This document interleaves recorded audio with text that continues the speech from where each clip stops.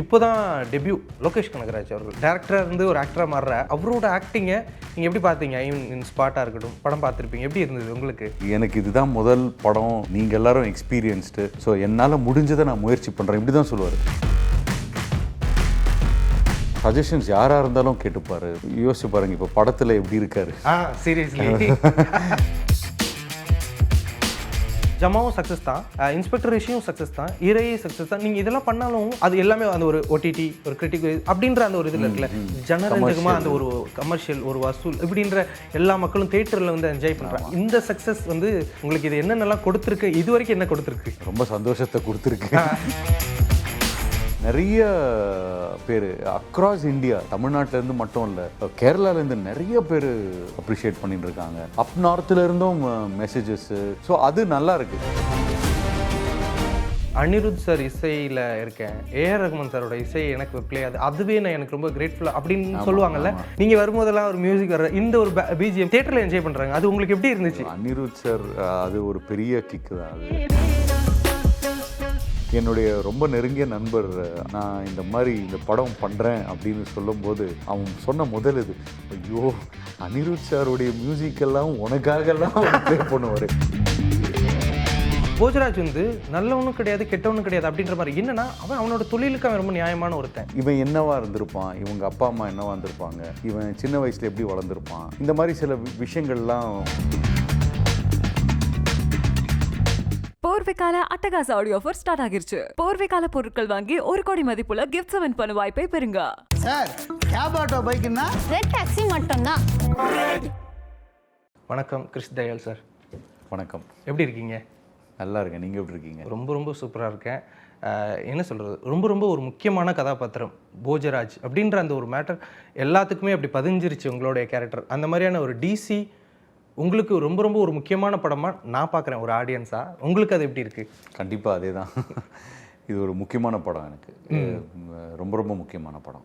Okay, first of all நான் வந்து எனக்கு வந்து உங்களை ரொம்ப பிடிக்கும். இது எல்லாம் இன்டர்வியூ முடிவில் சொல்லுவாங்க, உங்களுக்கு நிறைய வாய்ப்புகள் கிடைக்கும், இன்னும் சூப்பராக வரும் அப்படின்ற மேட்டரில் நான் அதை ஆரம்பத்திலே சொல்லணும்னு நினைக்கிறேன். ஏன்னா நான் உங்களை ரொம்ப ரசிச்சிருக்கேன். இறையாக இருக்கட்டும், அதுக்கப்புறம் ஒரு வெப் சீரிஸாக இருக்கட்டும், இப்போது அப்படிங்கும்போது இவர் இன்னும் நிறைய பேர் நிறைய கேரக்டர்ஸில் யூஸ் பண்ண இன்னும் சூப்பராக இருக்குமே. அப்படியான ஒரு very talented person you are. உங்களை அருண் மாதேஸ்வரன் அப்ரோச் பண்ணுற அந்த ஒரு மேட்டர் இருக்குல்ல இந்த படத்துக்கு, உங்களோட இந்த இதில் நான் உங்களை பார்த்து ரொம்ப ரசித்தேன் அப்படின்ற மாதிரி ஏதாவது ஒரு விஷயம் சொல்லியிருப்பார்ல, அந்த மாதிரி என்ன அனுபவம்? அவங்க என்னை கூப்பிட்ட போது எனக்கும் எந்த ஐடியாவும் இல்லை, எதுக்காக என்ன விஷயம்னு. நான் வந்து ஒரு ப்ளே பண்ணிகிட்டு இருந்தேன் பாண்டிச்சேரியில். ஸோ கூப்பிட்டு நான் போய் பார்த்துட்டு as a matter of fact தான் கதையே ஆரம்பித்தார். கதை நரேட் பண்ணார், ஒரு பேசிக் கதை நரேட் பண்ணிவிட்டு கேரக்டரை வந்து எக்ஸ்பிளைன் பண்ணிட்டுருக்காரு. என்னுடைய கேரக்டரை வந்து எக்ஸ்பிளைன் பண்ணி எனக்கு ஒரு பேக் ஆஃப் இதில் ஒரு இது, என்ன இது ஒரு ஸ்க்ரீன் டெஸ்ட்டு இல்லைன்னா யோசிக்கிறாரா, அந்த மாதிரி என்ன காஸ்ட் பண்ணலாம் அப்படின்னு ஒரு யோசனையில் இருக்காரா என்னன்றதெல்லாம் நான் கற்பனை பண்ணிகிட்டு இருந்தேன். பட் ஆனால் எதுவுமே கிடையாது. அவர் வந்து கிளியராக இது நீங்கள் பண்ணுறீங்க, திஸ் இஸ் வாட் அப்படின்றது சொல்லி முடிச்சிட்டாரு. ஓகே. ஸோ நான் அப்போது அந்த இன்ட்ராக்ஷனில் கேட்டபோது அவர் வந்து இன்ஸ்பெக்டர் ரிஷியில் ஒரு சின்ன ஒரு விஷயத்தை அவர் சொன்னார். அதில் எனக்கு ஒரு விஷயம் நீங்கள் ஒன்று பண்ணியிருந்தீங்க, தட் இஸ் வாட் ட்ரிகர்ட் அப்படின்னாரு. அவர் என்னுடைய நாடகம் பார்த்துருக்காரு, பொன்னியின் செல்வன் பார்த்துருக்காரு,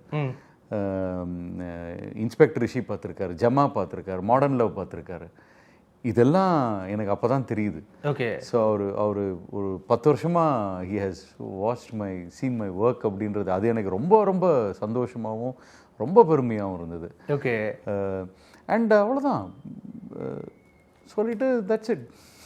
இப்போது இந்த போஜராஜ்லேயே வந்துட்டு ரொம்ப காம்ப்ளிகேட்டட் என்னென்னா, எல்லாத்துக்குமே அந்த ஒரு கேரக்டர் ஸ்கெட்ச் இருக்கும்ல, எதிர் அவங்க பாசிட்டிவ் ஆர் நெகட்டிவ் அப்படின்னு ஏதாவது ஒரு இது சொல்லிட்டா ஏதோ கொஞ்சம் ஓரளவுக்கு ஈஸியாக இருக்கும்.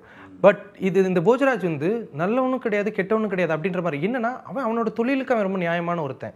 என்னோட ஜாப் நான் ரொம்ப பர்ஃபெக்டாக இருப்பேன், இந்த சொசைட்டி க்ளீனாக இருக்கணும் அப்படின்ற இது இருந்தாலும், பட் அங்கங்கே வந்துட்டு என்னோட இந்த ஜாபை காப்பாற்றிக்கிறதுலேயும் கொஞ்சம் சுயநலமான ஒருத்தன், மனிதத்தன்மை கொஞ்சம் இல்லை. யார் யார்கிட்ட பார்க்கணுமோ அங்கே தான் பார்ப்பாரு. இங்கே இது மாதிரி எல்லாமே ஒரு மிக்சடான ஒரு கேரக்டரைசேஷன் இருக்குல்ல, அது அழகாக அவர் ரைட்டும் பண்ணியிருந்தாரு, அதை அழகாக நீங்களும் வெளியே கொண்டு வந்திருந்தீங்க. அப்படிங்கும்போது இந்த கேரக்டர் எக்ஸ்பிளைன் பண்ணும்போது உங்களுக்கு அது எந்த அளவுக்கு காம்ப்ளிகேட்டடாக இருந்தது? காம்ப்ளிகேட்டடாக எனக்கு தோணல, ரொம்ப எக்ஸைட்டிங்காக இருந்தது இதை எப்படி நம்ம ப்ளே பண்ணலாம் அப்படின்றது. பட் ஆனால் அவர் கொடுக்குற கிளாரிட்டி தான் எப்போவுமே ஒரு டைரக்டர் வந்து எந்த அளவுக்கு கிளாரிட்டி கொடுக்குறாங்க ஒரு கேரக்டரில் கதையில் அப்படின்னும் போது அந்த அளவுக்கு வந்து an actor will be able to work on it. அந்த கிளாரிட்டி அவர் அவ்வளோ அழகாக கொடுத்தாரு. ஸோ நிறைய நியூஆன்சஸ் சொன்னார், இவன் எனக்கு இந்த மாதிரி இருக்கணும், எனக்கு இந்த மாதிரி இருக்கணும், அந்த மாதிரி விஷயங்கள்லாம் நிறைய சொன்னார். ஸோ அதை பேஸ் பண்ணி தான் நான் வந்து அந்த கேரக்டருக்கு நான் ஹோம் ஒர்க்கே பண்ணேன். ஸோ நிறைய இன்புட் கொடுத்தாரு. ஓகே, இப்போ ஒரு ஆக்டருக்கு வாய்ஸ் ஆக்டிங் அப்படின்றது எந்த அளவுக்கு முக்கியம்னு நீங்கள் நினைக்கிறீங்க? தென் அந்த விஷயத்தில் இந்தந்த மாதிரிலாம் நம்ம வந்து ஹோம் ஒர்க் பண்ணலாம் அப்படின்ற மாதிரி ஏதாவது ஒரு விஷயம் சொல்ல முடியுமா? ஏன்னா இந்த ஒரு படத்துலேயே நீங்கள் ஜமா இதெல்லாம் தாண்டி நான் இந்த ஒரு படத்தில் மட்டுமே நான் நிறைய பரிமாணங்களை பார்த்தேன். அந்த ஒரு வாய்ஸ் ஆக்டிங்கில் நீங்கள் வந்துட்டு அந்த ஒரு நல்ல போலீஸ் ஆஃபீஸர் இருப்பார்ல, அவர்கிட்ட ஒரு மாதிரி பேசுவீங்க. தென் அவர் தலைவாசல் விஜய் சார் கொல்ல போகிற இடத்துல உங்களோட கம்ப்ளீட்டாக வேற ஒரு வாய்ஸ் டோன் இருக்கும்.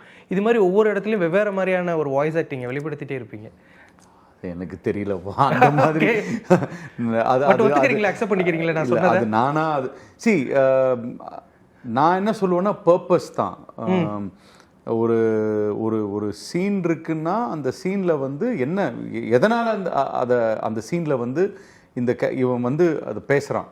ஸோ பர்பஸ் இருக்குல்ல, எதனால் நான் அங்கே இருக்கணும், நான் எதனால் நான் அதை வந்து சொல்லணும், அவர் எதனால் நான் வந்து கொல்லணும், இந்த மாதிரி விஷயங்கள் இருக்குல்ல, அந்த பர்பஸ் தான். அந்த பர்பஸை வந்து நமக்கே நாம் கேட்குற ஒரு கேள்வி அது. எதனால் நீ இங்கே இருக்க, அப்படி வரும்போது ஏதோ ஒன்று நடக்கும். ஓகே, அவ்வளோதான். அதில் வந்து வர்றது தான் அது.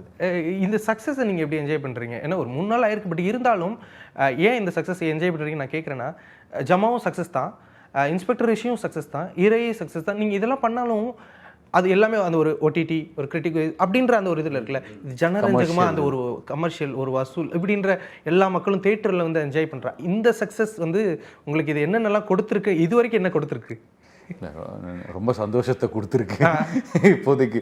ஏன்னா நிறைய பேர் அக்ராஸ் இந்தியா, தமிழ்நாட்டிலேருந்து மட்டும் இல்லை, கேரளாலேருந்து நிறைய பேர் அப்ரிஷியேட் பண்ணிட்டு இருக்காங்க. அப் நார்த்தில் இருந்தும் மெசேஜஸ்ஸு. ஸோ அது நல்லா இருக்கு. அவங்க எந்த அளவுக்கு வந்து படத்தை ரசிக்கிறாங்க, எந்த அளவுக்கு வந்து எல்லா கேரக்டர்ஸையும் ரசிச்சிருக்காங்க அப்படின்றது. ஸோ அது எனக்கு ரொம்ப நிறைவாக இருக்குது. அது கண்டிப்பாக இதான் ஃபர்ஸ்ட் டைம் இந்த அளவுக்கு ஒரு ரெஸ்பான்ஸ் அனுபவிக்கிறது. யுவர் அன் ஆக்டர், ஐ மீன் 10 இயர்ஸ்க்கு மேலே உங்களுக்கு ஒரு மிகப்பெரிய ஒரு எக்ஸ்பீரியன்ஸ் இருக்குது, ட்ராமாஸாக இருக்கட்டும், ஸ்டேஜ், தென் இப்போது நிறைய படங்கள்லாம் பண்ணியிருக்கேன், வெப் சீரிஸ் எல்லாம் பண்ணும்போது இப்போ தான் டெபியூ லோகேஷ் கனகராஜ் அவர்கள் டேரக்டராக இருந்து ஒரு ஆக்டராக மாறுற அவரோட ஆக்டிங்கை நீங்கள் எப்படி பார்த்தீங்க? ஐ மீன் இன் ஸ்பாட்டாக இருக்கட்டும், படம் பார்த்துருப்பீங்க, எப்படி இருந்தது உங்களுக்கு? அவர் வந்து அதானே ரொம்ப ரொம்ப ஹம்பிளாக இருந்தார். எனக்கு இதுதான் முதல் படம், நீங்கள் எல்லாரும் எக்ஸ்பீரியன்ஸ்டு, ஸோ என்னால் முடிஞ்சதை நான் முயற்சி பண்ணுறேன், இப்படி தான் சொல்லுவார். என்னால் முடிஞ்சதை நான் முயற்சி பண்ணுறேன் அப்படின்னுவார். அதுக்கப்புறமா சஜஷன்ஸ் யாராக இருந்தாலும் கேட்டுப்பார். யோசிச்சு பாருங்க, இப்போ படத்தில் எப்படி இருக்காரு, சீரியஸ்லி என்னமா பர்ஃபார்ம் பண்ணியிருக்காரு. ஸோ ஐ திங்க் இட்ஸ் அது அவருக்குள்ளேயே இருக்குன்னு நினைக்கிறேன். ஓகே, அவருக்குள்ளேயே இருக்கு. அது அவருடைய ஸ்டைல், அவருடைய இண்டிவிஜுவல் ஸ்டைலாக இருக்கு. எதுவுமே வந்து ஜென்ரலாக நமக்கு ரொம்ப யூனிக்காக அவருடைய ஸ்டைலாகவே தான் அதை பண்ணியிருக்காரு. ஓகே, இப்போ இந்த வயலன்ஸ் ஹேண்டில் பண்ணுறது எப்படி இருக்குது? அருண் மாதேஸ்வரன் சாரோட ஒரு வயலன்ஸ், அது எப்படி இருந்துச்சு உங்களுக்கு ஒர்க் பண்ணும்போது? ஜாலியாக இருந்தது. ஜாலியாக இருந்தது. அதில் என்ன இருக்குது, கதை தானே, ஜாலியாக இருந்தது. ஓகே, இப்போது நீங்கள் நிறைய அந்த தியேட்டர் பிளேஸ் இந்த விஷயங்கள்லாம் பண்ணிருக்கீங்களா? எப்படி நீங்கள் மேனேஜ் பண்ணுறீங்க? உங்களோட ஒரு ஐ மீன் ஒரு ஸ்டைல் எப்படி இருக்கும்? ஐ மீன் லைஃப் ஸ்டைல் கேட்குறேன். ரெகுலராக அந்த ஒரு பிளேஸ் இருக்குமா, இல்லை அதுக்கு நடுவில் இப்போ ஒரு படம் இப்படி கமிட் ஆகிறது, எப்படி அதை மேனேஜ் பண்ணுறீங்க? ரொம்பலாம் யோசிக்கக்கூடாது, அதுதான் நான் நினைக்கிறேன். ரொம்பலாம் யோசிக்கக்கூடாது. ஒரு விஷயத்தை நம்ம கமிட் பண்ணிட்டோன்னா அது கமிட்டட் தான். இப்போ சம்டைம்ஸ் நாடகத்துக்காக நம்ம ஒரு படத்தையே விட்டு கொடுக்குற நிலைமையில் கூட இருக்கலாம். ஏன்னா அது ஆல்ரெடி நம்ம கொடுத்த வாக்கு, அது கமிட்மெண்ட் கொடுத்ததுனால அப்படின்றது அது கூட இருக்கலாம். ஏன்னா இன்னைக்கு நான் என்னை இந்த அளவுக்கு அப்ரிஷியேட் பண்ணுறாங்க ஒரு ரெஸ்பான்ஸ் வருதுன்னா அது நான் கற்றுக்கிட்டது நாடகத்தில் இருந்து தான். நாடகம் தான் எனக்கு கற்றுக் கொடுத்தது. ஸோ எனக்கு அதுக்கு என்றைக்குமே நான் அதுக்கு முக்கியத்துவம் ஓரளவுக்கு நான் கொடுத்தே ஆகுவேன். திரும்ப திரும்ப நான் அங்கே போய் இது கற்றுக்கிற மாதிரி ட்ரைனிங் மாதிரி அப்பப்போ நான் போய் அதை அங்கே அந்த ஸ்பேஸில் இருந்தால் தான் நமக்கு அது ஒரு நாமளாக இருக்க முடியும்னு எனக்கு தோணுது.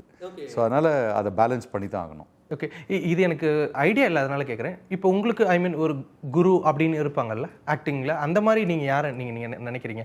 ஈவன் இன் ட்ராமாஸ் அந்த மாதிரி கூட. எனக்கு குரு ரொம்ப ரொம்ப கிளியர். இந்த 5 பேர் தான். பிரவீன், குமரவேல் அண்ணன், ஹன்ஸ், பசுபதி, ராஜீவ். இவங்க 5 பேர் தான் எனக்கு மென்டர்ஸ், குருநாதருங்க. இவங்க கிட்ட இருந்தால் தான் நான் நாடகத்தில் இவங்களோட தான் நான் ஒர்க் பண்ணேன். இவங்களுடைய அனுபவம் இவங்க கற்றுக் கொடுத்தது தான் இன்னைக்கு நான் என்னவா இருந்தாலும். ஓகே, இவங்க தான் என்றைக்குமே எனக்கு குரு, இவங்க தான். ஓகே, 2 விஷயம். ஒன்று ட்ராமாஸ், இந்த மாதிரியான ஒரு விஷயங்கள், தியேட்டர் பிளேஸ், இந்த விஷயத்துலேருந்து நான் ஒரு டேக்அவேவாக இந்த ஒரு விஷயத்தை நான் எடுத்துக்கிட்டேன். ஈவன் அது என்ன வேணா இருக்கலாம், ஒரு டிசிப்ளினாக இருக்கலாம், என்ன கேரக்டர் வைஸாக இருக்கலாம் அப்படின்னு ஒன்று இருக்கட்டும். இன் சினிமா நான் இது ஒரு டேக்அவேவாக எடுத்துகிட்டு இருக்கேன் அப்படின்னா என்ன சொல்லுவீங்க நீங்கள்? டிசிப்ளின் தான். 2 இடத்துலையுமே டிசிப்ளின் ஐ திங்க் இஸ் ரொம்ப ரொம்ப இம்பார்ட்டண்ட். 2 இடத்துலையும் எனக்கு அதுதான் தோணுது. நாடகத்துலேயும் டிசிப்ளின் தான் ரொம்ப முக்கியம். ஏன்னா நம்ம ஒருத்தர் மட்டும் இல்லை, அங்கே ஒரு 10 பேர் 20 பேர் இன்வால்வ்டாக இருக்காங்க. எல்லாருமே நேரத்துக்கு வரணும், எல்லா விஷயங்களும் செய்யணும், எல்லாருமே ஒருத்தரோட நம்பிக்கையோடு இருக்கணும் அப்படின்ற ஒரு விஷயம் இருக்குது நாடகத்தில், ட்ரஸ்ட் அப்படின்றது. சினிமா என்ன ஆகும்னா it's just not the actors, crew, technicians, அதையும் மீறி போகுது. இங்கே நடிகன் மட்டும் கிடையாது. அந்த நடிகன் ஃபார்ச்சுனேட்லி அவன் தான் முன்னாடி நிற்கிறான். பட் அவன் முன்னாடி நின்று அவன் அவ்வளோ அழகாக ஒரு விஷயம் வெளியில் கொண்டு வர்றது எத்தனை பேருடைய இன்வால்மெண்ட் இருக்குது. அவங்க எல்லாருமே கொடுக்குற அந்த டீம் ஒர்க் தான். ஸோ ஐ திங்க் 2 இடத்துலையும் நான் எடுக்கிறது அந்த டீம் ஒர்க் அண்ட் டிசிப்ளின் தான். ஓகே, இப்போது இந்த ஒரு படம் இருக்குல்ல, இது நிறைய ஆக்டர்ஸ் சொல்லிக்கிட்டு, அனிருத் சார் இசையில் இருக்கேன், ஏஆர் ரஹ்மான் சாரோட இசை எனக்கு பிளே அதுவே நான் எனக்கு ரொம்ப கிரேட்ஃபுல்லாக அப்படின்னு சொல்லுவாங்கல்ல. இப்போ ஏன்னா இது வரைக்கும் நீங்கள் ஒர்க் பண்ணதில் இது உங்களுக்குன்னு ஒரு பர்டிகுலராக ஒரு தீம் மியூசிக், நீங்கள் வரும்போதெல்லாம் ஒரு மியூசிக் வர்ற இந்த ஒரு பிஜிஎம் தியேட்டரில் என்ஜாய் பண்ணுறாங்க, அது உங்களுக்கு எப்படி இருந்துச்சு? அனிருத் சார் அது ஒரு பெரிய கிக்கு தான். அது அவருடைய மியூசிக்கில் நான் என்னுடைய ரொம்ப நெருங்கிய நண்பர், அவன் பேர் அருண். ஸோ நான் இந்த படம் பண்ணுறேன் அப்படின்னு சொல்லும்போது அவன் சொன்ன முதல் இது, ஐயோ அனிருத் சாருடைய மியூசிக்கெல்லாம் உனக்காகலாம் அவர் ப்ளே பண்ணுவார், இதெல்லாம் நான் கேட்கணுமே அப்படின்னு அவனுக்கு அதுதான் முதல்ல அவனுக்கு தோணுச்சு. Okay, so it's dream come true. இது சீரியஸ்லி அவர் பிக்கஸ்ட் பேக்ரவுண்டாக அவர் தான் இருந்தார் அப்படின்ற மாதிரி நான் ரொம்ப ஃபீல் பண்ணேன் தேட்டரில். இப்போது இது டீசென்ட் கிடையாது. சமீபமாக சில வெப் சீரிஸாக இருக்கட்டும், நிறைய படங்கள் வெப் சீரிஸில் போலீஸை நான் ரொம்ப ஒரு வில்லனாக பார்க்குறேன், ரொம்ப நெகட்டிவ் ஷேட்ஸாகவே நான் நிறைய பார்த்துட்டே இருக்கேன். உங்களுக்கு அந்த மாதிரியான ஒரு பர்சனல் எக்ஸ்பீரியன்ஸ், இந்த கேரக்டர் சொல்லும் போது உங்களுக்கு என்னென்னலாம் தாட்ஸில் போச்சு? இல்லை நீங்கள் மேபி ரிசர்ச் பர்பஸ், ஹோம்ஒர்க் பர்பஸ்க்கு ஏதாவது போலீஸ்கிட்ட பேசுனீங்களா? இல்லை, போலீஸ்கிட்ட நான் பேசினது இந்த படத்துக்காக நான் போலீஸ்கிட்ட பேசணுன்றது அதுக்காக எந்த இதுவும் இல்லை. பட் ஆனால் நான் ரீசர்ச் அது பண்ணி தான் ஆகணும். சில படங்கள் டைரக்டர் அவரே சில படங்கள் ரெஃபரன்ஸ் கொடுத்துருந்தாரு. அப்புறமா நான் சில கேரக்டர்ஸோடைய ரெஃபரன்சஸ் நான் எடுத்தேன்.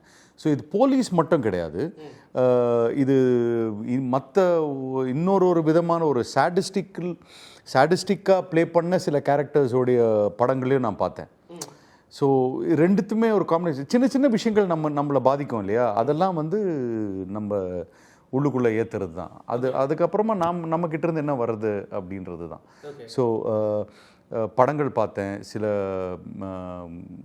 சில ஆர்டிகல்ஸ், சில ஸ்டோரிஸ் படித்தேன். அதுக்கப்புறமா சில கேரக்டர்ஸை பற்றி, ஒரு பர்டிகுலர் ஆக்டர்ஸை உடைய படங்கள் சிலதெல்லாம் கொஞ்சம் பார்த்தேன். அதுக்கப்புறமா நம்ம ஒரு பேக் ஸ்டோரி எழுதுவோம். இவன் இந்த மாதிரி, ஏன்னா இவனுக்கு ஃபேமிலினாலே வீக்னஸ் அப்படின்னு ஒன்று சொல்கிறான்னா அப்போனா அவனுக்கு ஏதோ ஒரு ப்ராப்ளம் இருந்திருக்கு. ஸோ ஒரு பேக் ஸ்டோரிஸ் எல்லாமே, இவன் என்னவா இருந்திருப்பான், இவங்க அப்பா அம்மா என்னவா இருந்திருப்பாங்க, இவன் சின்ன வயசில் எப்படி வளர்ந்துருப்பான், இவன் படித்தானா இல்லையா, இந்த மாதிரி சில விஷயங்கள்லாம் ஒன்று நம்ம கொண்டு வருவோம். அதுக்கப்புறமா அவனுடைய கேரக்டர், இவன் இப்போ எப்படி இருக்கான், இவனுக்கு எது பிடிக்கும் எது பிடிக்காது, இவன் எப்படி ட்ரெஸ் பண்ணுவான், எப்படி நடப்பான், என்ன சாப்பிடுவான், குடிப்பானா குடிக்க மாட்டானா, சிகரெட் பிடிப்பானா பிடிக்க மாட்டானா, இந்த மாதிரி விஷயங்கள்லாம் then is a character. So இப்படி தான் நம்ம டிஃபைன் பண்ணுறது. ஓகே, இப்போது அருண் மாதேஸ்வரன் அவரோட அந்த இப்போ இவர் ஐ மீன் இந்த ஒரு கல்ட் டேரக்டர் அப்படிலாம் சொல்லுவாங்கல்ல, ஒவ்வொரு டேரக்டருக்குமே ஒரு ஸ்டைல் இருக்கும். அப்படிங்கும்போது இது அவர் வந்து இப்போது ஒரு 3-4 படங்கள்லேயே ஆடியன்ஸை செட் பண்ணியிருக்காரு. இவர் படம் இப்படி தான் இருக்கும். எனக்கு இந்த படத்தில் நிறைய இப்படிலாம் ஒரு ஷாட் வைக்கலாம் அப்படின்ற மாதிரி போய் அந்த கண்ணத்துக்கிட்ட போயிட்டு ஒரு க்ளோஸ்அப் வச்சிருப்பாரு. பாதி மூஞ்சி தான் ஃப்ரேம்லேயே தெரியுது. திடீர்னு ஒரு சிலர் எங்கேயோ நடந்து போயிட்டு இருக்காங்க. இப்படியான ஒரு இதில் இருக்குல்ல, இவரோட அந்த டைரக்ஷன் ஸ்டைலில் நீங்கள் போகும்போது, ஒரு ஆக்டராக போகும்போது என்னென்ன விஷயங்கள்லாம் உங்களுக்கு எக்ஸைட்டிங்காக இருந்தது? இப்போ இப்படி வச்சா ஃப்ரேம் வச்சா நான் இதுக்கு எப்படி நான் ரியாக்ட் பண்ணுறது, எப்படி நான் அந்த ஃப்ரேமில் நிற்கிறது அப்படின்ற அந்த ஒரு மேட்டர்லாம் உங்களுக்கு எப்படி இருந்தது? சரி, அதுதான் இந்த படத்துடைய மிகப்பெரிய மேஜிக் தான், ஃப்ரேம்ஸ் தான். அதுதான் இன்னைக்கு எல்லாருமே ரொம்ப பாராட்டுறது வந்து டிஓபி முகேஷ் அவருடைய சினிமாட்டோகிராஃபியை தான் இந்த படத்தை வந்து ஒரு ஒன் ஆஃப் த பிக்கெஸ்ட் ஸ்ட்ரென்த்னு சொல்கிறாங்க. அனிருத் சாரோடைய மியூசிக் எப்படியோ அந்த மாதிரி இன்னொரு பெரிய ஸ்ட்ரென்த் வந்து visuals, cinematography.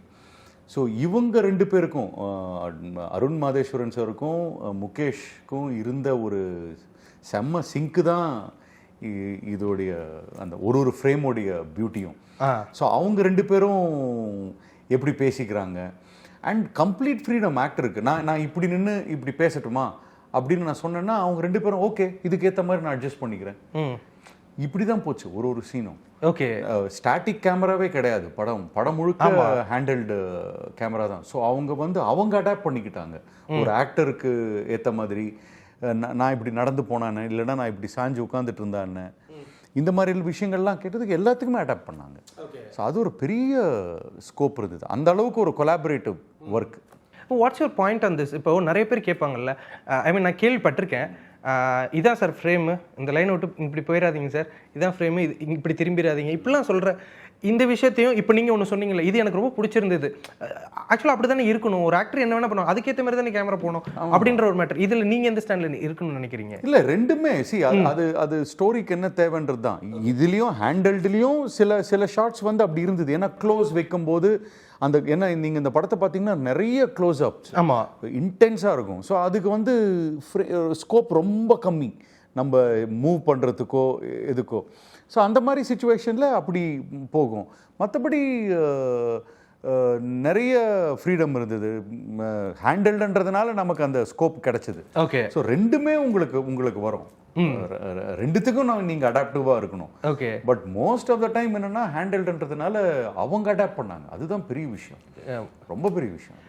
Have your family reacted to your character? ஏன்னா நம்மளை பார்த்து பரிதாபப்படுறது ஒரு விதமான சந்தோஷம், நம்மளை லவ் பண்ணுறது ஒரு சந்தோஷம், நம்மளை பார்த்து அவங்க கோவப்படுறது இன்னொரு சந்தோஷம். என்ன மாதிரியான ரியாக்ஷன்ஸ் வந்துச்சு உங்களுக்கு?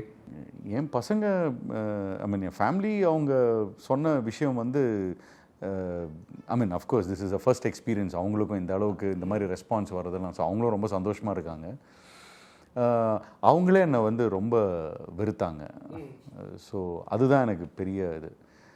ஆமாம், கடைசியில் நான் கொண்டது வந்து ரொம்ப ஜஸ்டிஃபைடாக இருந்தது அப்படின்னு அவங்களே வேற ஃபீல் பண்ணாங்க. சந்தோஷமாக இருந்தது. Okay, seriously thank you so much for the interview. And நான் ஃபஸ்ட் சொன்னதான் இப்பவும் சொல்கிறேன், எனக்கு உங்களை ரொம்ப பிடிக்கும். நானும் அருண் மாதேஸ்வரன் மாதிரி ரொம்ப ஃபாலோ பண்ணிட்டு தான் இருக்கேன் உங்களோட ஆக்டிங்க்கு. I am a big fan of your acting. கண்டிப்பாக அடுத்தடுத்து நிறைய ப்ராஜெக்ட்ஸில் உங்களை நான் சந்திக்கணும். ஏதாவது அப்டேட் இருக்கா? அடுத்து ஏதாவது பண்ணிட்டு இருக்கீங்க? அடுத்தது 3 படம் இப்போ ரிலீஸில் இருக்குது. சூப்பர். 3 படங்கள் ரிலீஸ் ஆகுது. அதுதான் இப்போ I am looking forward to. கண்டிப்பாக. Thank you so much and congratulations. நிறைய விஷயங்கள் பண்ணுங்க. Thank you so much. தேங்க்யூ. போர்வைக்கால அட்டகாச ஆடியோ ஆஃபர் ஸ்டார்ட் ஆகிருச்சு. போர்வைக்கால பொருட்கள் வாங்கி 1 கோடி மதிப்புள்ள கிஃப்ட்ஸ் வின் பண்ண வாய்ப்பை பெறுங்க. சார் கேப் ஆட்டோ பைக்குன்னா ரெட் டாக்ஸி மட்டும்தான்.